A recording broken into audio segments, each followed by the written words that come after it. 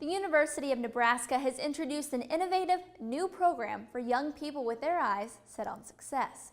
The Paul Engler Entrepreneurship Program allows students to prepare and start their own businesses in an environment where it's becoming increasingly difficult to do so.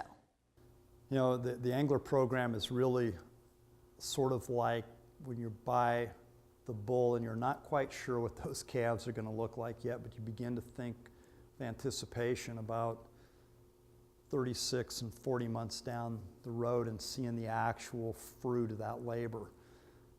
What do we think our impact will be? And this won't be measured for another 4 or 5 years potentially. But we actually think we can produce young people who not only start businesses, but when they go back to their communities, they're eager and willing to serve that community. We also think that's so critical to think down the road about what it will feel like to walk into the businesses of our graduates and to hear their stories about how they built these businesses, whether they're cattle related, whether it's our student who's the expert in raising African violets.